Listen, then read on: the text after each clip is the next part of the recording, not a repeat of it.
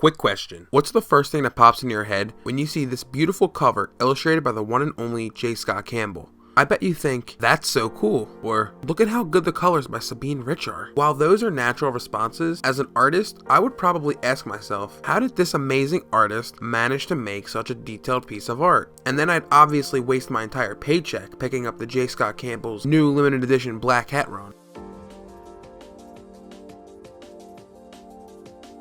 Hello my young laptops, and welcome back to Monitor Comics. If you're new to this channel, we don't only focus on Western comics. In fact, we spend a great amount of time examining manga and webtoons as well. In today's video, I want to talk a little bit about the behind the scenes works of comic making, specifically the storyboarding and thumbnail phase. Let's break down the comic making process. So first we get an idea and brainstorm how we're going to make the idea something physical. Second, we script. We write out at least 5 chapters ahead so we don't find ourselves creating plot holes or not knowing where to take the story. Third, we thumbnail. This is where we get a little rough idea of what we want to do. Fourth, we storyboard. This is where we take that rough idea and we make a more cleaned up version, but not the final product just yet. Fifth, we ink the page to look more like a final product. Sixth, either color or begin publishing our work. So let's see how Merriam-Webster defines a thumbnail. Let's focus in on this concise representation bit, because that is exactly how you should envision thumbnails. Some artists like to skip over the thumbnail process entirely and storyboard instead right from the script, but the problem here is that these artists are going to waste tons of valuable time. Before I get into that though, I want to now introduce a concrete definition of what a storyboard is. A sequence of drawings representing the shots planned for a movie or a television product. In this case, we are planning out the scenes for our graphic novel. Hold up, didn't I just get done saying a thumbnail was a concise representation of a larger project? I want to distinguish these two concepts right now so you don't ever have to find yourself asking this question. Most of the time, I've seen an artist fold a piece of printer paper in half and draw 2 pages per storyboard. This way, artists can see exactly where page turns will occur and how pages are looking right next to each other. Now let's do some math. It usually takes me around 4 to 6 hours to complete a fully inked page like the one you're seeing on the screen. I'm gonna be real with you. The thumbnailing and storyboard process takes way longer than inking, because this is where your brain is going plus ultra. On the screen right now, you should see a few storyboards I've completed over the years. While yes, these pages aren't very detailed, tons of time goes into revising each page, redrawing scenes and adjusting dialogue. All in all, I'd say one full 2-page storyboard could take anywhere from a few hours to over 8 hours for me to completely settle on. So imagine you make 30 of these. Now you've wasted weeks of your time drawing these half-size pages. What if I told you there was an easier way to shave some time off? That's where the thumbnails come in. I can't stress this enough. Please make use of the thumbnail sketches. They will save your life. So on the screen, you should see thumbnail sketches I did for my Saturday AM one-shot second serving. If you want to know more about that project, please click the little card in the right-hand corner.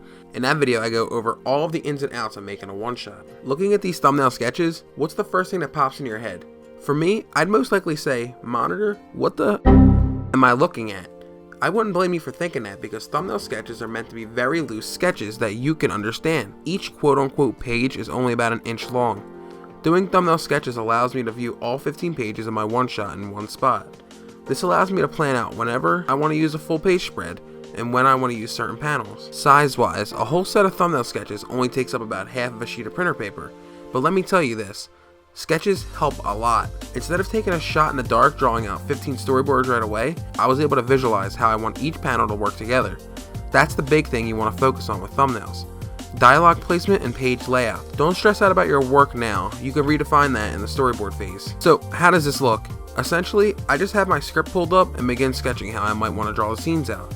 Obviously I erase a lot and scrap pages. This process takes a while, because it's pretty much a brain game. If you think of your script as a puzzle you put together, then think of the thumbnails as your second time attempting the puzzle. You have a guide to follow, but you still have to get creative again. I mentioned that you shouldn't care about your art in the thumbnail phase because thumbnails serve as your very first blueprint.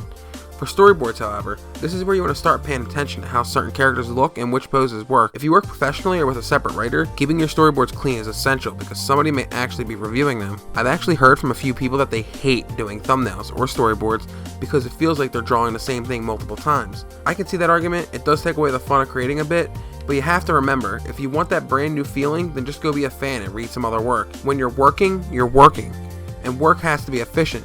So thumbnailing and storyboarding allows you to test flight different art styles and dialogue before you've put tons of hours into the final product. In conclusion, thumbnails and storyboards exist to make your comic making journey bearable. Take advantage of these tools after you finish scripting because they really will allow you to organize your thoughts. You'll be able to catch productivity errors early and make adjustments. You'll also be able to have others look over your work with fresh eyes and give feedback in the end. Your storyboards may go unseen, so use them as a keepsake or for exclusive marketing. Sure, it's cool to see a final product fully rendered and available to read, but sometimes the process that made the end product happen is even cooler. If you found value in this video, please drop this video a like. Please hit that subscribe button so you don't miss out on any more of my juicy content. Be sure to check out my previous videos so you can learn all of my juicy secrets in manga making. Find the links to all my social media accounts down in the description below. Please share this video around so our family can grow. Drop a comment down below on what you'd like to see next. Thank you so much for watching this video, and I'll see you all in the next one.